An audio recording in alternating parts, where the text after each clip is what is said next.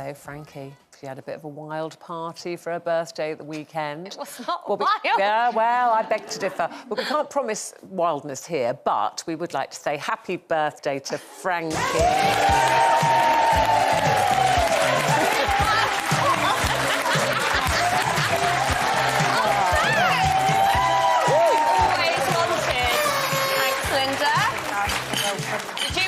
I made it. I was up all night. Oh, thank you.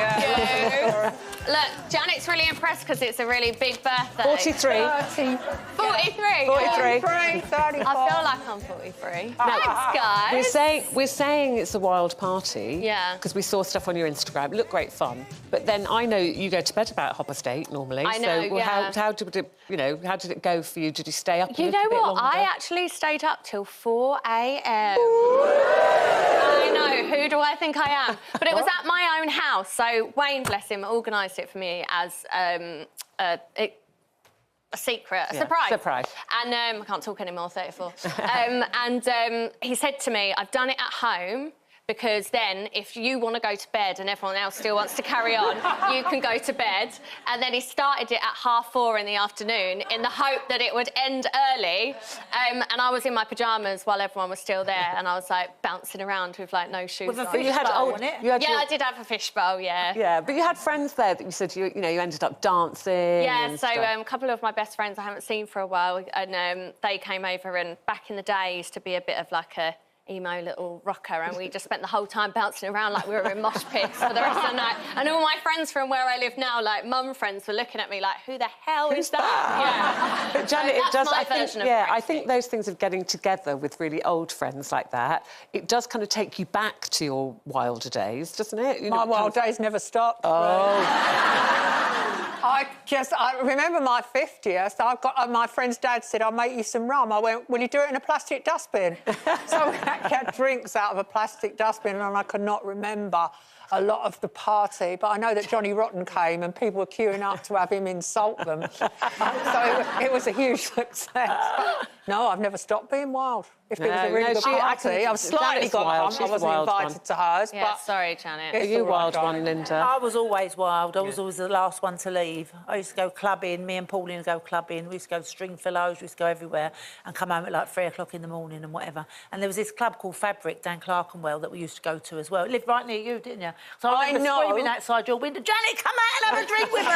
That is one of the reasons I sold that house, because it was 2 nightclubs, Fabric and Trade, where people would come out at 4 o'clock in the morning off their... It was Linda. They go in the petrol station, have some impulse munchie purchase, like a sliced bread, and stand dancing outside my house going, Janet, are you in?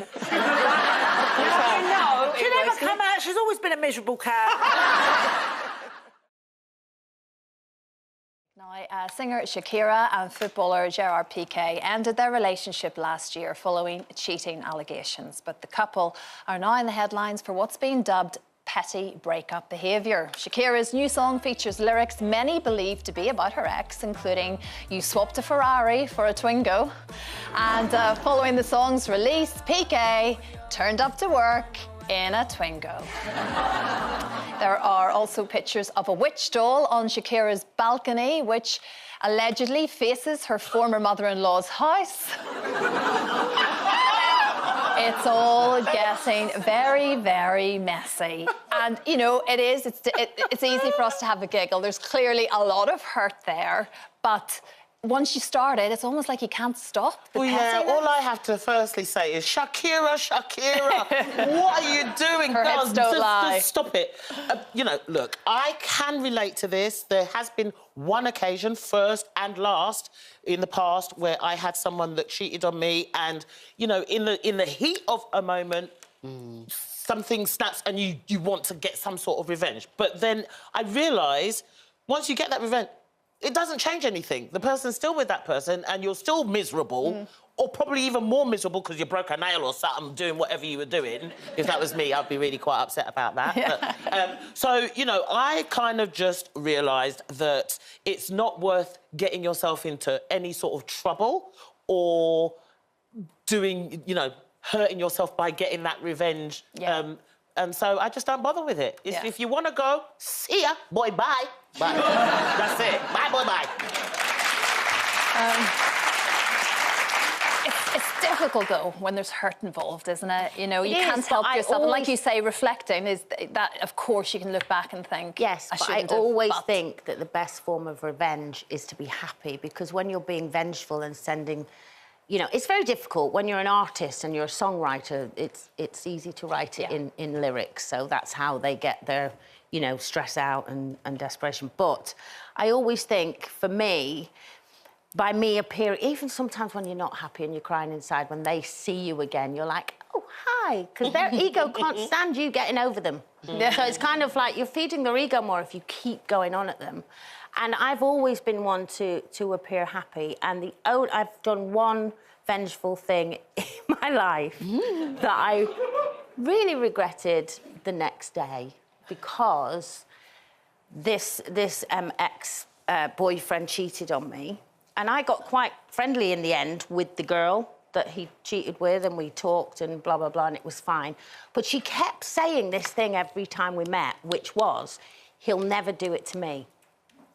And in the end, I thought, what are you saying here? Like, I deserved him to do it. Like, you're saying you're better than me, almost. So I invited him round to have a little chat, and I slept with him.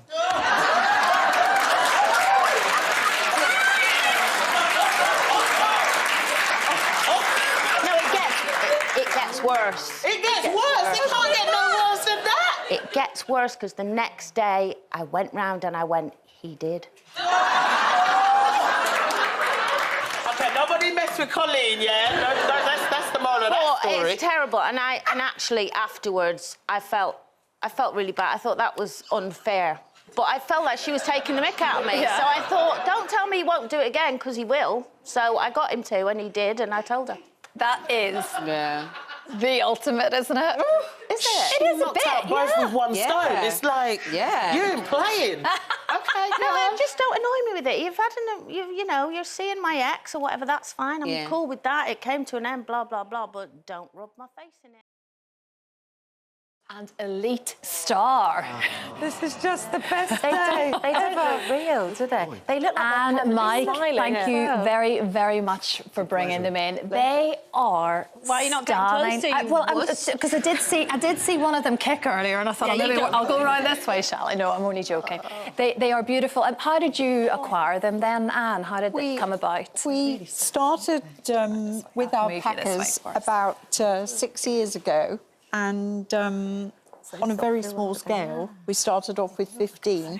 We now have over 140. Really? Most of which have been born on the farm. These two were born on the farm. These two are 2.5-year-old boys.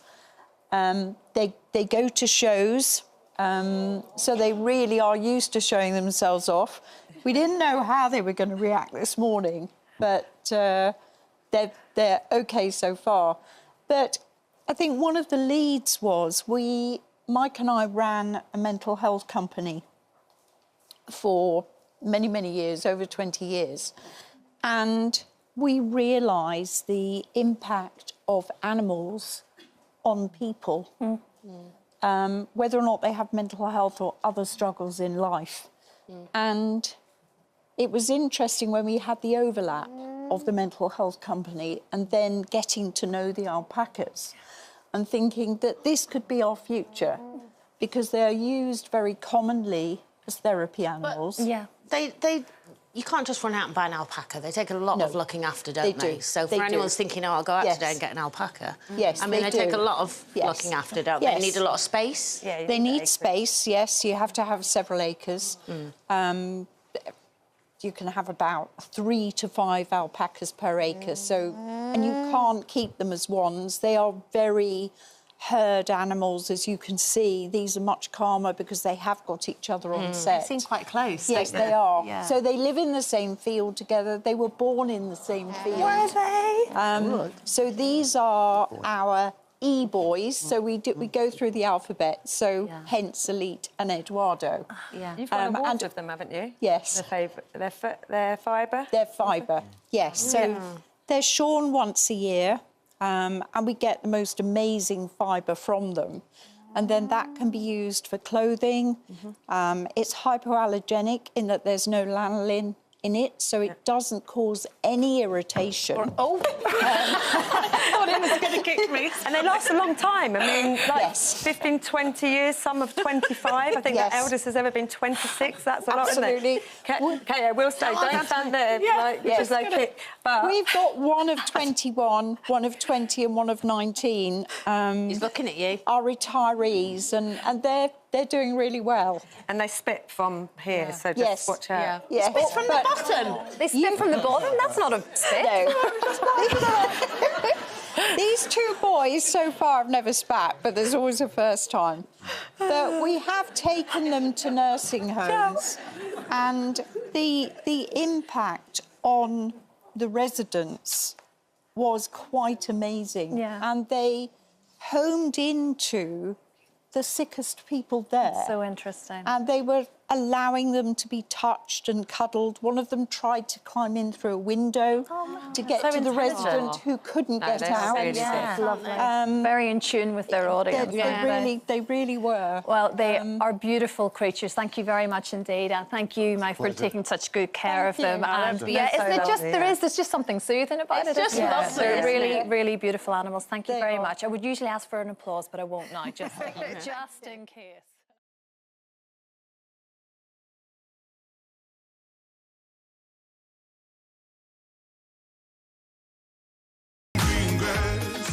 Right, we've got her putting in a late shift just for us. It is Charlotte Hawkins. Can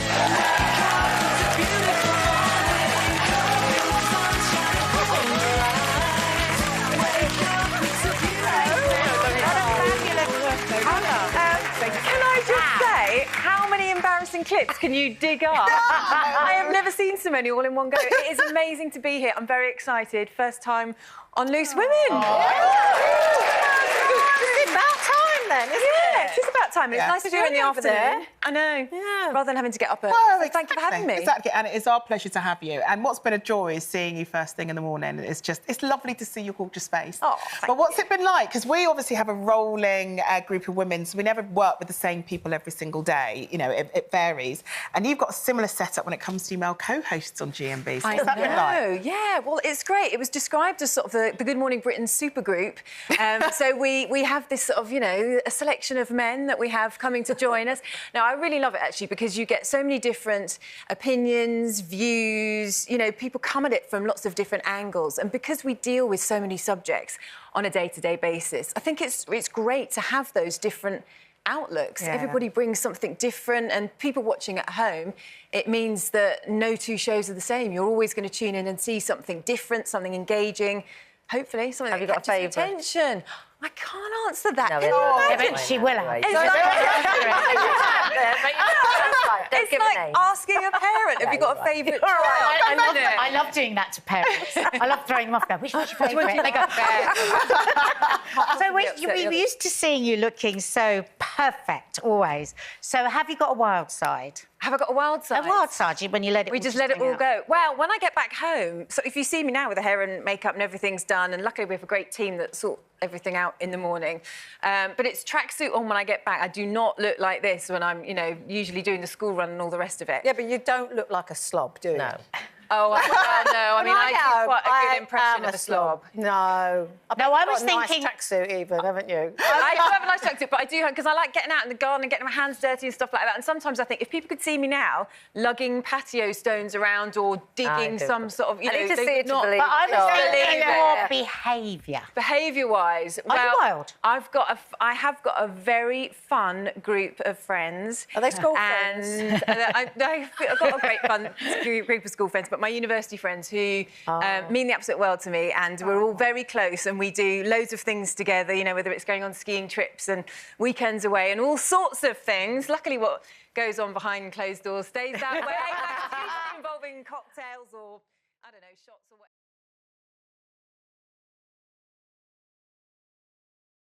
Shall we move on to Kim Kardashian? Yeah, go on. Yeah.